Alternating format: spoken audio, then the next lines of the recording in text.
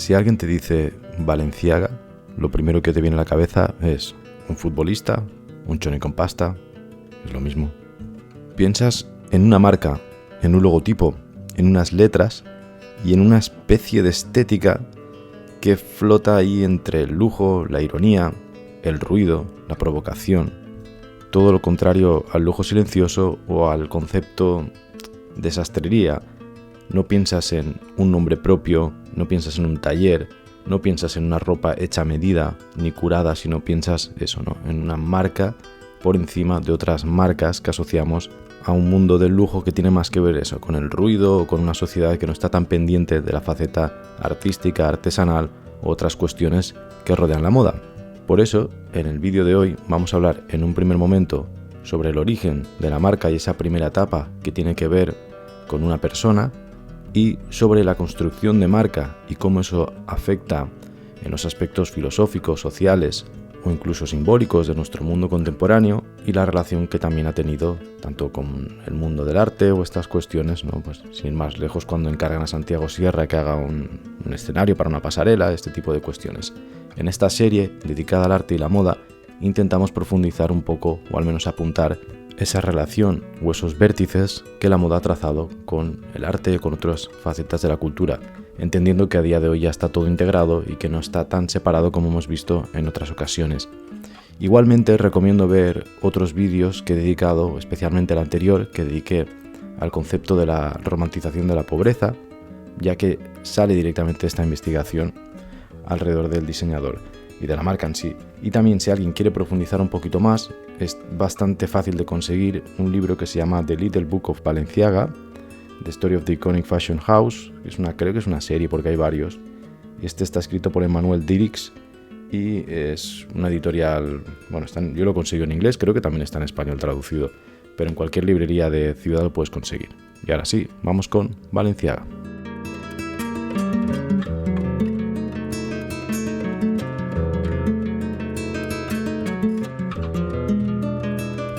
La historia de hoy empieza en un pequeño pueblo del norte de España en 1895.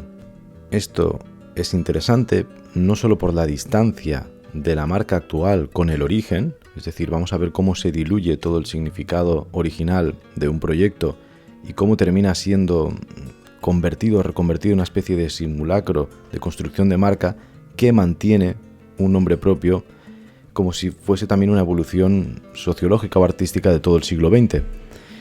Al final, Cristóbal Balenciaga no viene del mundo del espectáculo, no viene de ese París efervescente que es un epicentro del arte, de la moda, de todo lo pionero en estas cuestiones, sino que a la manera de una Amancio Ortega de la época, ¿no? Pues por poner una comparación, viene de un pueblo de mierda, de un sitio perdido ahí, ¿no? Digo de mierda por entendernos, que nadie se ofenda si es de allí. Yo también soy de un pueblo de mierda, de dos. Con esta expresión me intento referir a que son lugares donde normalmente no sucede ningún intercambio interesante, o la mayoría de la gente que quiere crear algo acaba desapareciendo de allí, o hay muchas faltas de oportunidades, hay mucho estancamiento y parece que no fluye, ¿no? Las ideas culturales. Sin embargo, también esto a veces genera un aislamiento o un contexto tan único dentro de lo que se suele considerar habitual, que florece la originalidad de una manera excepcional cuando hay un personaje, ¿no?, de este calibre. Cristóbal viene de una familia, digamos, que conserva la tradición del oficio, ya que su madre era costurera, y él aprende en el taller, o sea, ayudando, o va repitiendo las cosas que haga su madre, observando. No hay un concepto teórico de escuela como podemos ver a día de hoy en la moda de alta costura, y tampoco hay un gran concepto detrás que vender. Estamos en otra época, en otro contexto, y simplemente hay pues lo que entendíamos como un oficio.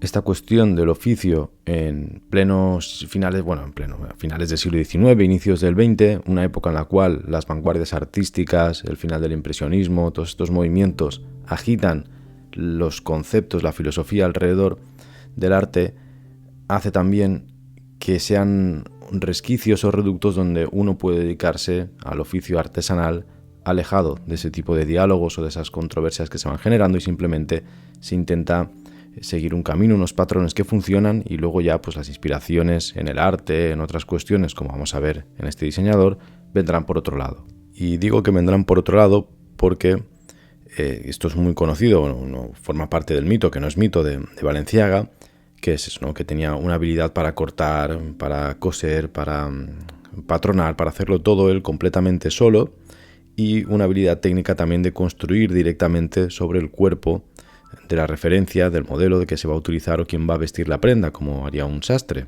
Entonces, a partir de estas formas de desarrollar su trabajo, luego, si hay una inspiración, como sucedía en pintores de corte clásico quizás, como Velázquez, como Goya, Zurbarán, no será a partir del concepto, del discurso, del intentar buscar eso, ¿no? Los límites del arte y estas cuestiones, sino que todo emergerá a partir de la cuestión del oficio.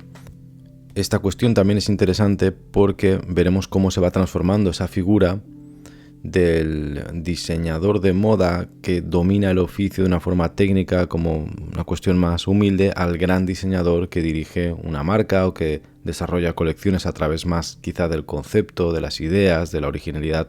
Casi que empieza a convertirse más en esa figura artística que cada vez es más cercana al mito del artista que creamos a partir de las vanguardias o de finales del XIX.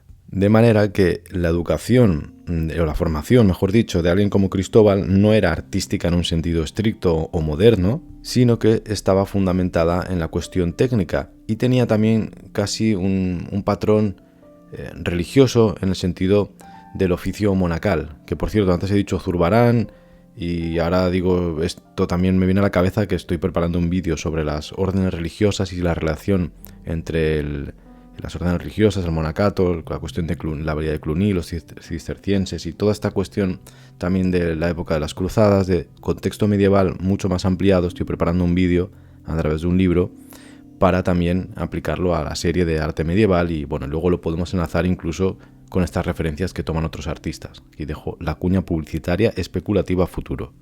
Pronto Cristóbal también empezará a trabajar para la aristocracia local, después a la local española. Y también aquí habrá un punto clave, y es que no trata de ser alguien excesivamente llamativo, no quiere participar de nuevo de ese discurso artístico pomposo, sino que trata de cumplir los cánones que él cree correctos en su oficio, ¿no? En este caso sería conceptos como la elegancia. No quiere ser llamativo, quiere ser elegante. Y eso lo aplicará también a él mismo, ¿no? Una vida mucho más reservada, no tan llamativa. Y estas cuestiones tienen que ver con esa cuestión del silencio, de la presencia, de también tratar de arropar al cuerpo que está vistiendo y hacer ese diálogo, no que la prenda vista al modelo, como puede suceder en ocasiones que hemos visto que la prenda acaba siendo tan barroca o tan llamativa o tan exagerada, tan intentando ir al límite, que la modelo o el modelo que lo visten simplemente son eso, unos maniquís de carne y hueso.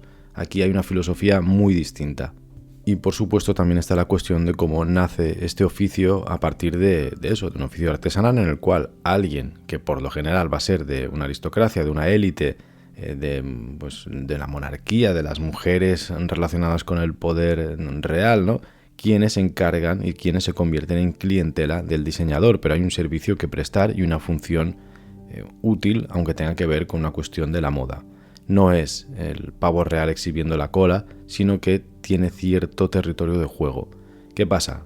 Llega la guerra civil en España y como tantos otros intelectuales, pensadores, artistas o gente creativa o lo que del mundo de la cultura, que cuando llega la dictadura, llega la guerra civil y todo, van a emigrar.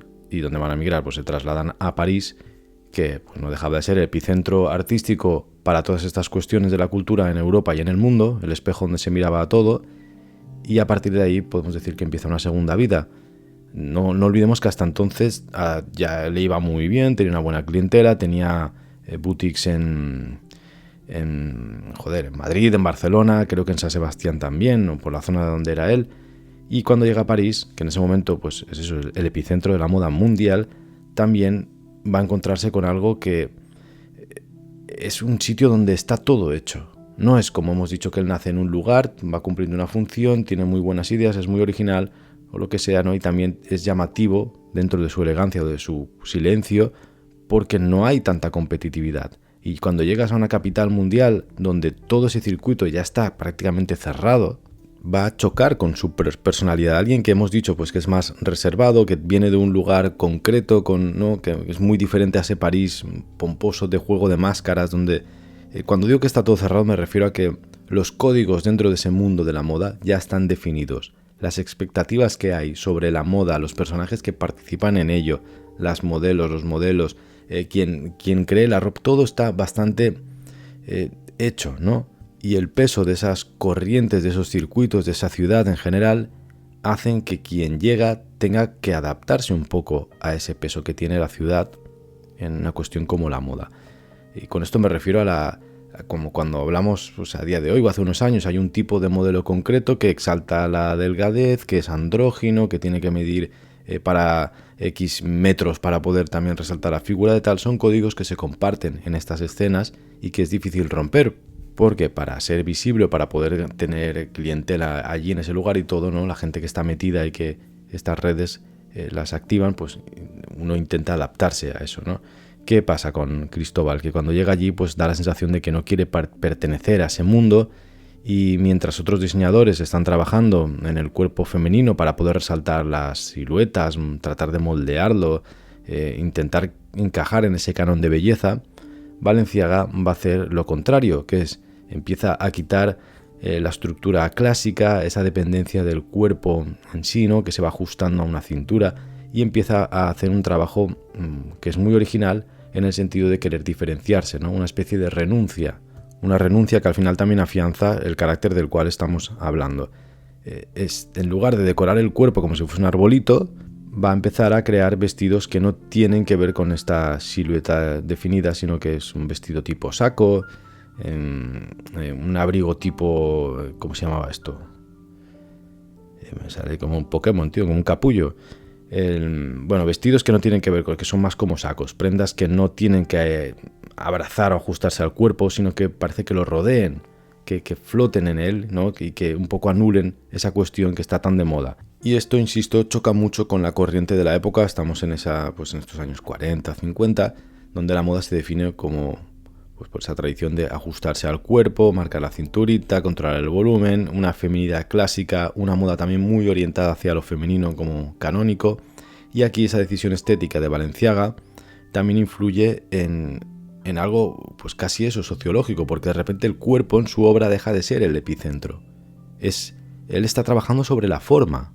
Esto es curioso porque en muchos de los textos que he ido mirando para preparar el vídeo, tanto el libro de Taschen como el que he recomendado antes de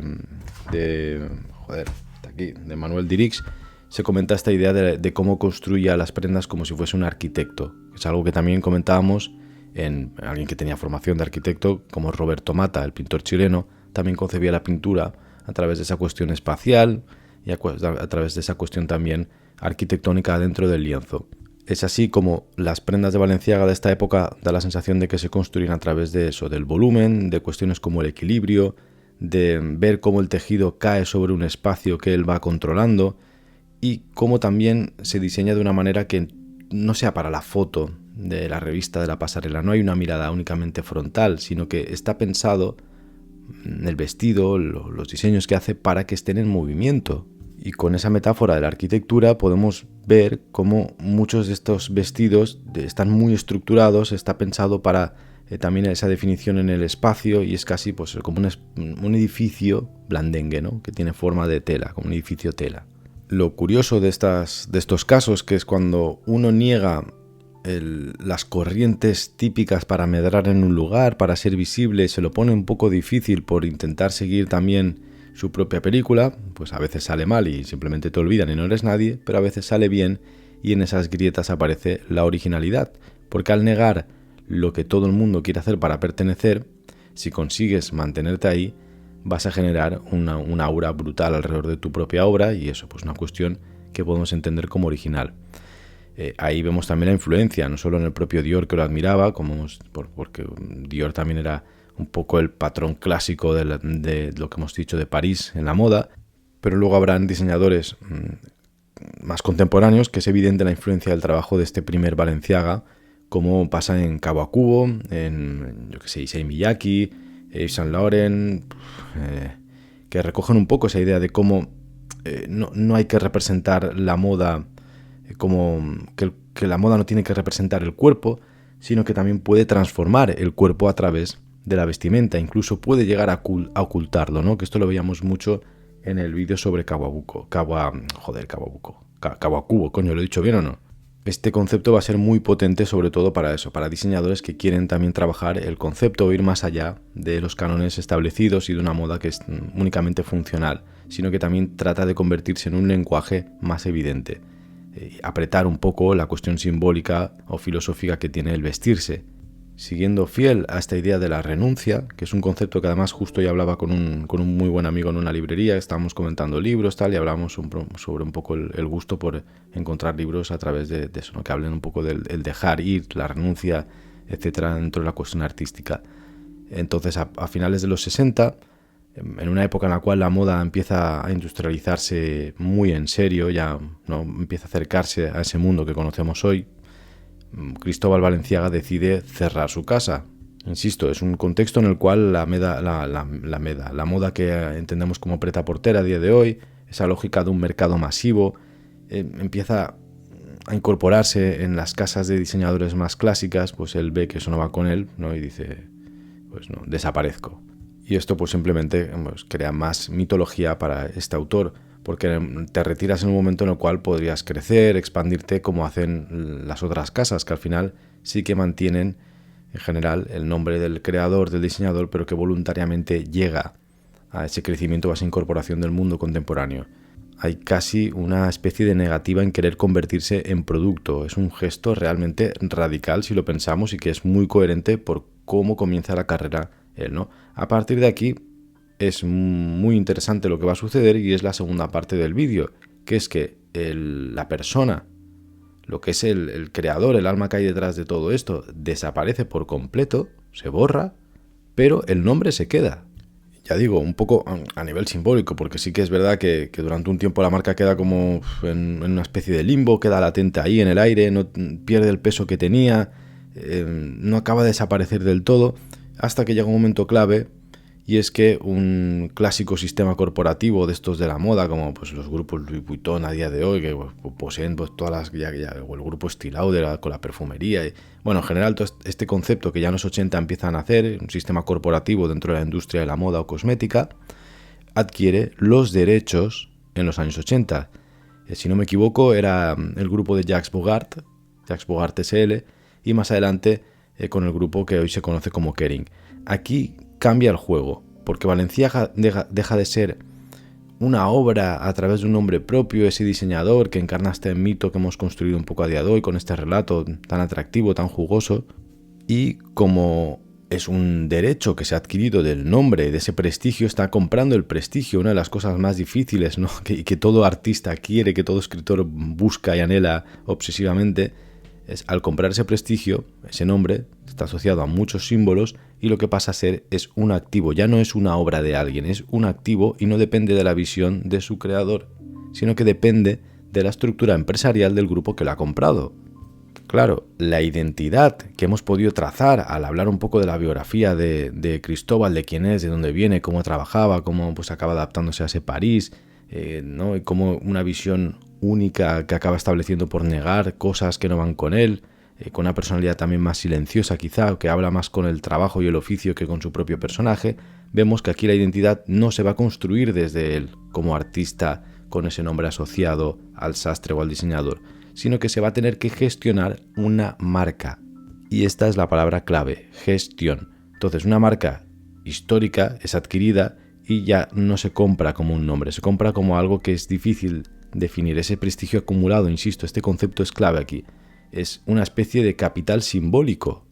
Y creo que esta es la clave de la moda contemporánea. Ese capital, como símbolo, se puede utilizar, reinterpretar, y si te da la gana, como lo has comprado como un grupo corporativo, lo puedes vaciar. Y una vez vaciado, lo puedes rellenar con lo que tú quieras, sin perder el envoltorio del huevo Kinder que acabas de comprar. Es exactamente lo mismo que sucedió en la época del arte abstracto, cuando muchos artistas, negando ciertos discursos políticos de la vanguardia o cierto activismo político de las vanguardias artísticas, que además tienen una actitud beligerante, queriendo ir al lado más espiritual de la pintura, renuncian a llenar de discursos políticos el arte, y en esa renuncia dejan un vacío discursivo que van a llenar los gobiernos políticos, como pasa con Estados Unidos cuando adquiere un poco el relato del arte abstracto, del expresionismo abstracto de esa época, en la cual, por cierto, Balenciaga también está en activo. En esta segunda etapa ya de moda contemporánea, ese Balenciaga actual, especialmente desde la incorporación de uno de sus últimos diseñadores o directores creativos de la marca, que es Demna, ojalá no me sale el apellido. Hostia, ¿cómo era, tío? Bueno, es igual, Demna. Yo creo que sabéis quién es, ¿no? Quién esté metido. Yo ya digo, estos vídeos los hago por mi curiosidad, mi interés en estos temas, en investigar y tal, que nadie se piense que soy un experto en moda, pero no tengo ni puta idea. Entonces, bueno, si me he equivocado, me lo ponéis en comentarios. Demna, hostia, no me sale el apellido, qué rabia. Opera en un registro que es distinto también, ¿no? A partir de aquí define un poco, o me parece como un buen representante de lo que significa esa distorsión de la marca, de cómo se vacía. No existe ya la perfección formal, ¿no? Es todo lo contrario al origen de Balenciaga. No hay una idea de silencio, de elegancia, ¿no? Porque la elegancia precisamente es elegir el momento, ¿no? Elegancia es elegir el momento correcto en el cual pues hablar o presentarte o hacer lo que sea, ¿no? Se trata de hacer ruido ahora, de exagerar, de crear choque, controversia, polémica, radicalizar un poco esa cuestión que lleva a los polos opuestos y que tanto funcionan a día de hoy. Es lo que vemos también ya no solo en los medios tradicionales, sino en el funcionamiento de las redes sociales, del propio algoritmo, de lo que nosotros mismos queremos ver, aunque lo rechacemos, en el fondo ese morbo nos hace acudir a ello. Cuando vemos que algo se confronta, cuando vemos que hay ideas muy opuestas, nos hace saltar. Y ese gesto de provocación define muy bien la idea de la marca, ¿no? Lo comentamos en el vídeo anterior de la romantización de la pobreza, zapatillas que se destruyen, sudaderas sobredimensionadas, pasarelas que se llenan de barro, que esto es lo que comentaba de la obra de Santiago Sierra cuando lo contratan para hacer esta intervención. Y claro, todo esto no se trata de errores de la prenda, no se trata de que la zapatilla se haya rasgado y bueno, no, se trata de una estrategia pensada. El acto creativo no reside tanto en eso, en encontrar el estilo en el error, sino en exagerar la estrategia a través de lo que va a crear polémica, y la prenda queda en un segundo o tercer plano en el fondo. De forma que estamos exagerando también estas cuestiones sociales que van pues eso, a nivel filosófico, desde el planteamiento del simulacro de Jean Baudrillard, donde vivimos en un mundo en el cual los signos ya no representan una realidad, sino que se refieren a otros signos. Esa idea del simulacro. Esa zapatilla rota de Balenciaga en la época de Demna no habla de una pobreza de verdad, no está sacada de la indigencia. Habla de una estética de la pobreza que se ha convertido en un objeto de lujo, dándole la vuelta a toda esta historia. Y ahí ocurre algo que pues en el fondo es incómodo, porque no estamos consumiendo lo que es el objeto en sí. Una bolsa de basura convertida en bolso no es un objeto que uno anhela o que no estás consumiendo. A ver cómo me explico. En el contexto de Valencia, del Cristóbal Balenciaga original y no de la marca, uno va a él porque sabe que ese tipo va a estar, me invento, un mes entero tomándote medidas, haciéndote el traje, consiguiendo la tela de la China, bajando los gusanos el mismo del árbol, yo qué sé, ¿no? Uno piensa que está pagando esa prenda, ese objeto, y aquí estamos en un momento en el cual, en esa moda contemporánea, lo que se consume no es el objeto en sí, y ahí queda demostrado que las zapatillas de tu primo de jugar a fútbol reventadas podrían estar ahí, ¿no? Sino que estás consumiendo el símbolo, el signo, que es la contradicción, ese carácter irónico de la prenda al convertirse en objeto de lujo cuando evidentemente cuando uno lo ve no lo es, o no debería serlo. Es ahí donde vemos el twist perfecto del origen del relato que hemos comentado hoy al final. Esa moda contemporánea, o ese lujo contemporáneo, mejor dicho, no vende la belleza, ni la elegancia, ni el oficio, ni la artesanía, sino que te está vendiendo el discurso que hay detrás, la marca, la proyección, el constructo que se ha hecho a través de ese entramado corporativo. Es lo mismo que sucede cuando hablamos de perfumería y se contrata, por ejemplo, en Dior, pasó con Francis Kurkdjian, tenía su propia maison, ¿no? Su propia casa nicho, tal, con mejores o peores perfumes, pero con un concepto un poco más libre, y de repente cuando entra en Dior, se carga uno de los perfumes más icónicos porque uno ve casi el papel del briefing que hay detrás, ¿no? Donde le dicen, sí, te hemos comprado por tu nombre, por tu prestigio, pero tú ahora vas a hacer lo que un grupo de marketing o un grupo de de gente con corbata y chaqueta que no tiene ni puta idea del oficio, están intentando o prever o creen que es la idea que hay que construir. Entonces tenemos esa cuestión de no vender tampoco una utilidad o algo que sea práctico también, ¿no? Sino que vendes el posicionamiento que otorga esa propia ironía en el discurso que has construido tú mismo. Entonces Balenciaga se convierte en un laboratorio de contradicciones, y es en este punto donde precisamente a mí me parece interesante la moda contemporánea, porque sacas el oficio y todo lo incorporas en esos diálogos que precisamente intenta apretar siempre el arte, ¿no? De hasta dónde puedo tensar la cuerda, o tensar en este caso un sistema tan concreto para generar esa idea de contradicción, de ironía, hasta dónde puedo tensar el propio concepto de moda, de vestimenta, de crítica, no porque la prenda critique algo, sino porque la gente puede criticar a la prenda, decir eso no es arte, esto lo podría hacer mi primo pequeño, esto es una mierda, esto no sé qué, esto es una... Mira, ahora estamos hablando de... No, estas cuestiones lo están haciendo a través de la moda. Y esta sublimación de las cuestiones artísticas, conceptuales, ¿no? Un poco críticas o lo que sea, aplicadas a un mundo tan rígido como lo aparenta la moda o la publicidad o el marketing, siempre me han parecido muy interesantes. Yo no lo paro de repetir. Si alguien hiciera historiografía del arte en un futuro, va a encontrar mucha más sustancia y más representación de nuestro contexto contemporáneo en el ámbito de la moda y la publicidad actual que en una galería, un museo de arte, hoy en día, ¿sí?